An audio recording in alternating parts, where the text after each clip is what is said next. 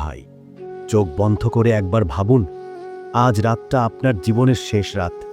আপনি ঘুমাতে গেলেন, কিন্তু আর কোনো দিন চোখ খুললেন না। পরিবার আপনাকে ধরে কবরের দিকে নিয়ে গেল। জানাজা হলো, কান্না হলো, তারপর মাটি চাপা দিল। সবাই চলে গেল, আপনি একা, সম্পূর্ণ একা। হঠাৎ মাটির নিচে গা শিউজে ওঠার মতো এক শব্দ। মাটি কাঁপছে, যেন ভূমিকম্প।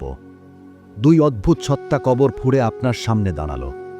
মুখে কালো আগুন, চোখ জ্বালাময়ী, হাত দুটো বিশাল, কণ্ঠ বজ্রধ্বনির মতো। এরা হলো মুনকার ও নকির। ভাই, দুনিয়ার পুলিশ, আর্মি, বিচারক কেউই এদের সামনে দাঁড়াতে পারবে না। আর তারা আপনাকে শুধু 3টি প্রশ্ন করবে, কিন্তু উত্তর দিতে না পারলে কবর হবে জাহান্নামের আগুনের প্রথম দরজা। প্রথম প্রশ্ন, তোমার রব কে? ভাই, দুনিয়ায় আল্লাহকে ভুলে যারা দুনিয়ার নেশায় মশগুল ছিল, যারা নামাজ ছাড়ত, হারাম হালাল দেখত না, তাদের কবরের ভিতর জিহ্বা হঠাৎ লক হয়ে যাবে, যেন কেউ গলা চেপে ধরেছে। ফেরেশতারা গর্জে বলবে, বল, তোমার রব কে? কিন্তু তারা বলতে পারবে না। হাদিসে আছে, ফেরেশতাদের গর্জন শুনে কবরের মাটি কাঁপতে থাকে। মৃত মানুষের আত্মা ভয়ে ছটফট করে, তবুও উত্তর বের হয় না। দ্বিতীয় প্রশ্ন, তোমার ধর্ম কি? যারা দুনিয়ায় ইসলাম শুধু জানত কিন্তু মানত না, নামাজ পিছাত, গুনাহ করতেও লজ্জা পেত না, সেদিন তারা বলবে, আমি আমি কিন্তু শব্দ বের হবে না। ফেরেশতারা এমনভাবে চিৎকার করবে যেন বজ্রপাত কানের কাছে আসে। কবরের চারদিক আগুনে তপ্ত হয়ে উঠবে। তৃতীয় প্রশ্ন, তোমার নবী কে? এটাই সবচেয়ে কঠিন। যারা দুনিয়ায় নবীকে ভালোবাসার নাম ব্যবহার করত কিন্তু তার পথ ভুলে বেঁচে থাকত, তাদের মুখ হঠাৎ বন্ধ হয়ে যাবে। তারা নবীর নাম উচ্চারণ করতে পারবে না, কোনোভাবেই না।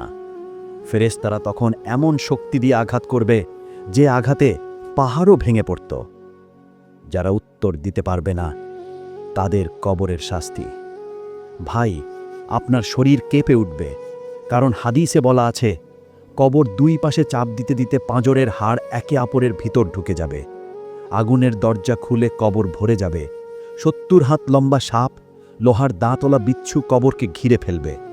প্রতিটি সাপের কামড়ের ব্যথা পৃথিবীর সব ব্যথা মিলিয়ে থেকেও বেশি। প্রতিটি বিচ্ছুর হুলে দেহ ছটফট করবে। আর ফেরেশতারা বলবে, এটাই তোমার গুনাহের ফল। এবং এই আযাব চলতে থাকবে কিয়ামত পর্যন্ত। কবরের প্রতিটি সেকেন্ড জাহান্নামের এক একটা দরজা খুলে দেবে। আর যারা উত্তর দিতে পারবে, যারা আল্লাহকে অন্তরে রেখেছিল, যারা নামাজে স্থির ছিল, হারাম থেকে দূরে ছিল, নবীকে ভালোবাসত, তাদের কবর হবে জান্নাতের বাগান। কবর প্রশস্ত হবে, এক আলো নেমে আসবে, জান্নাতের সুগন্ধ ভেসে আসবে। ফেরেশতারা কোমল কণ্ঠে বলবে, ঘুমাও নববধূর মতো, তোমার জন্য সুখের শুরু এখন থেকে।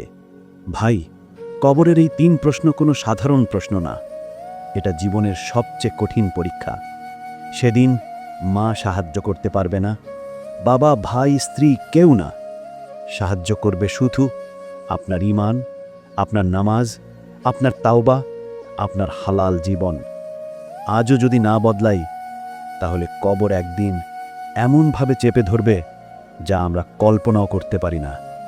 আল্লাহ আমাদের সেই কঠিন পরীক্ষা সহজ করে দিন, আমাদের কবরে আলো দিন, আমাদের জিহ্বা সেদিন সত্য বলতে সক্ষম করে দিন।